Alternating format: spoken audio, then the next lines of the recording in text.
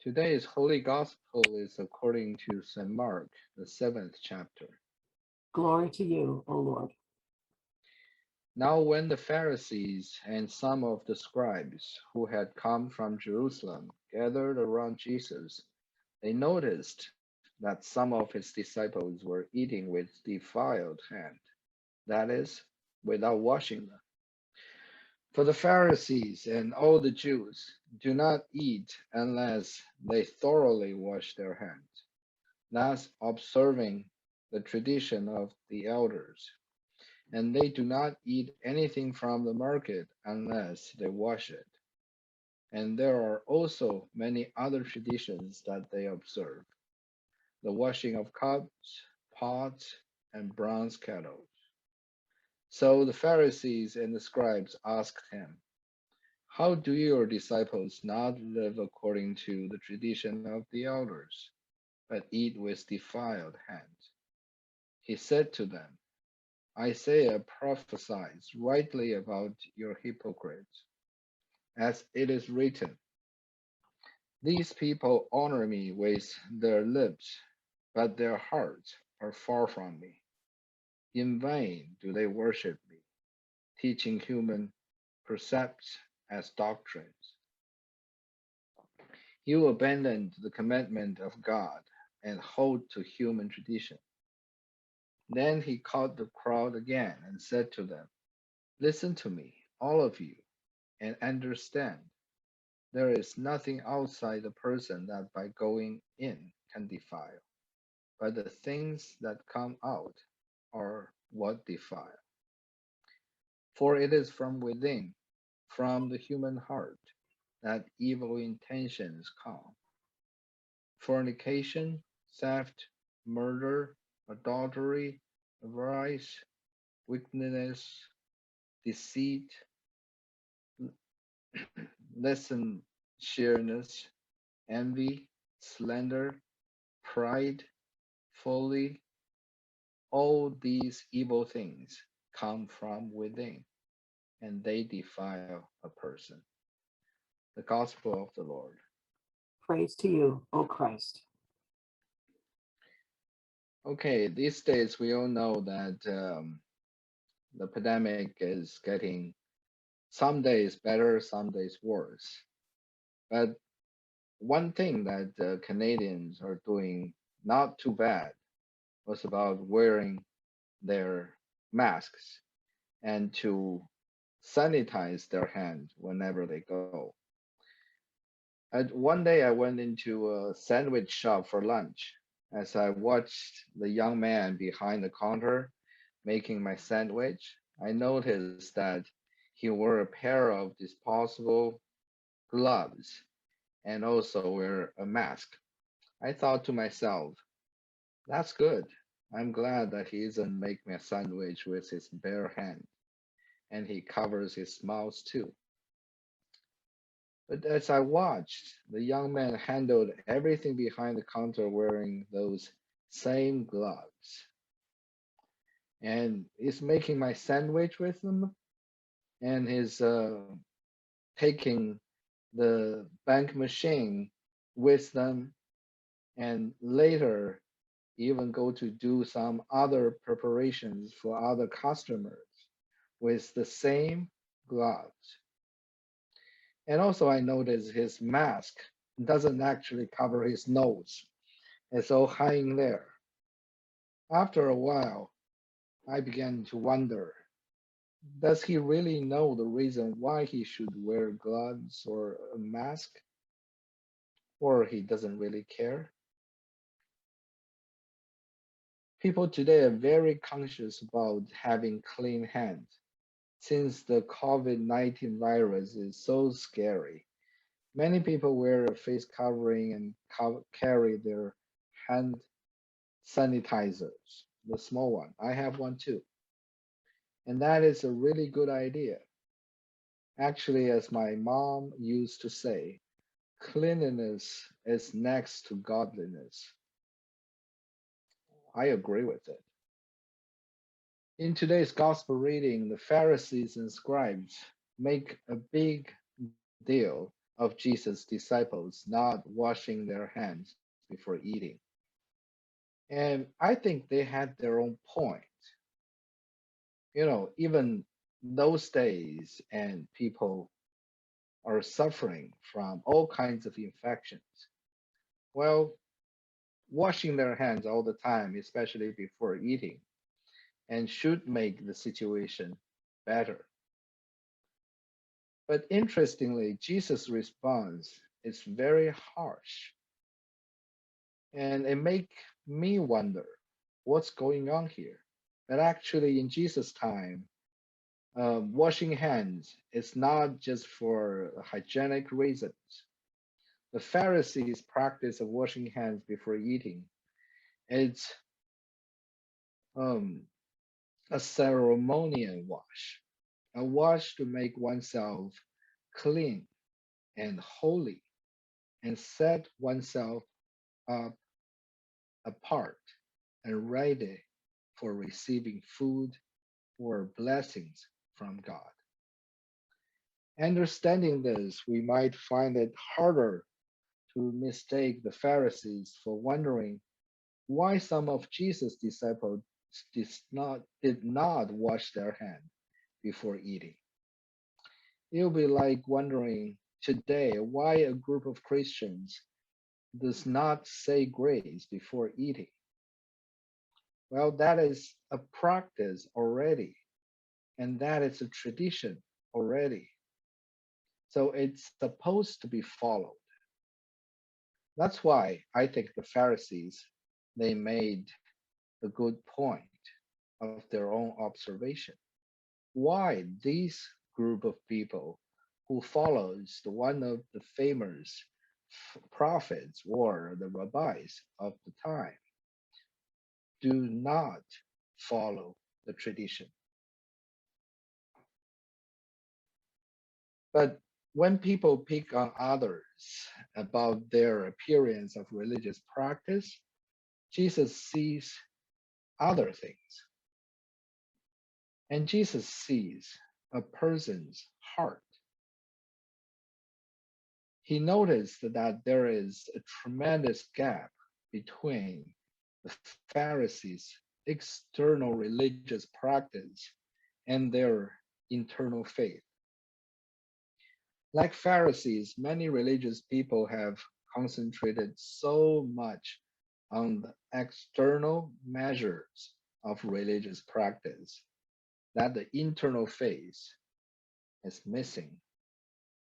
And there are plenty of outward signs of religion that might look holy and well meaning.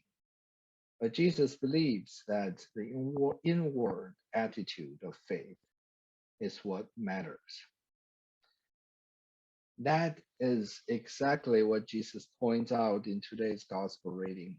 He says, nothing outside you can defile you by going into you. Rather, it is what comes out of your heart that defiles you. And he added, from within, out of the heart of people, comes all the evil signs. Those are pretty wicked powers to be all inside of us at once.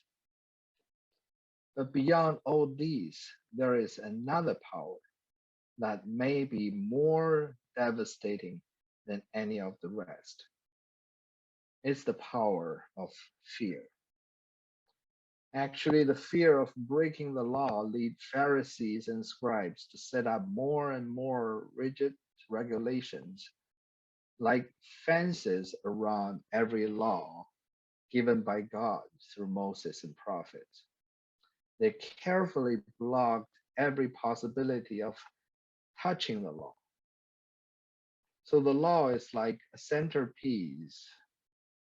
And then they build all those fence, the regulations around every piece of the law. They believe that by not touching it, not touching the law, you would not break it. So the law becomes untouchable. However, they also blocked every possibility of using the law to serve people's needs. And for them, the laws is like the rules that you are not going to break. But from the very beginning, God made it very, very clear that all the laws, all the purpose of laws is to serve God and his people and to make the people possible to be with God and to feel God's blessing.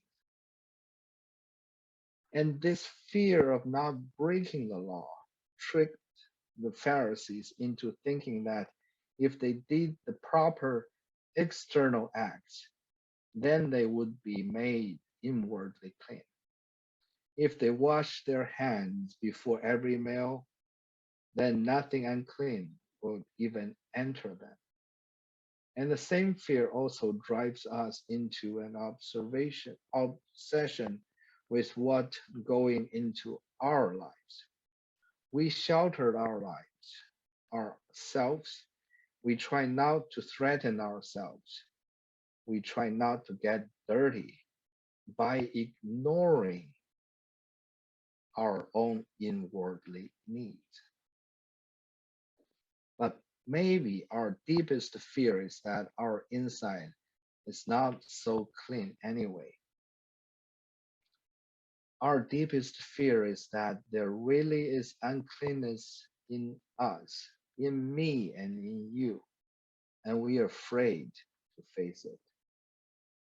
There is everything Jesus mentioned from evil thoughts to adultery to slander to foolishness and more. Our deepest fear may be that we really are guilty and despite whatsoever that we do to be made clean.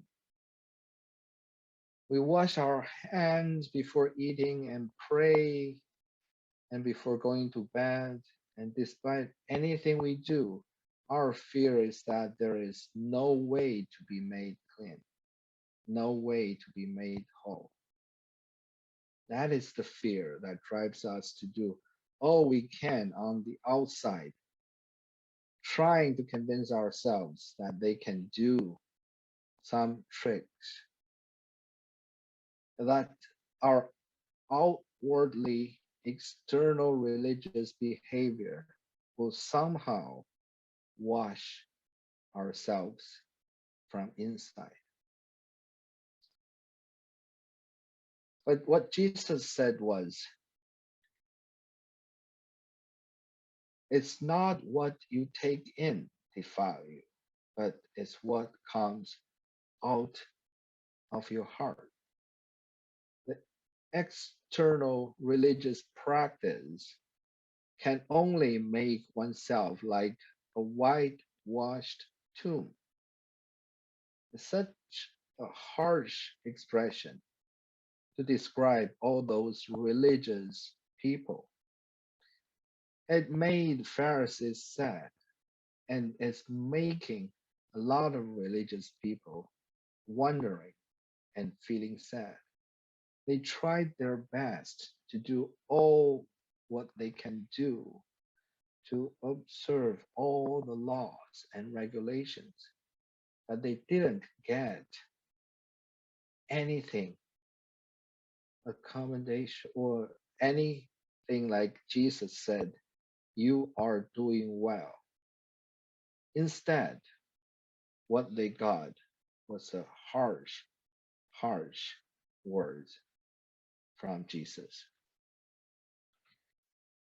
But what Jesus wants to say to them is what what matters was not from outside, but from inside, which will drive people to go over the fear of uncleanness, to overcome the fear of encounter the uncleanness of this world. That is the reason why Jesus, instead of being with Pharisees and religious people and religious leaders, chose to be with those people who are called unclean of his time. Those people are unclean from outside, but at the same time, they are able to face their uncleanness from inside as well.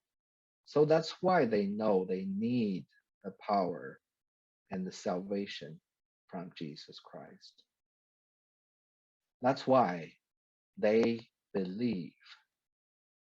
And that's why their faith is the same as their life. So Jesus is trying to call all the people to face their own condition at this time. He's calling you and me to face exactly what we are inside and know that by our own power, we cannot do anything to save ourselves. And then we have to turn to Him and ask Him for help. It's interesting, isn't it? The unclean can be cleansed, and those who are lack of faith can be given the faith from God and Jesus Christ. It's such an interesting situation, but is so real.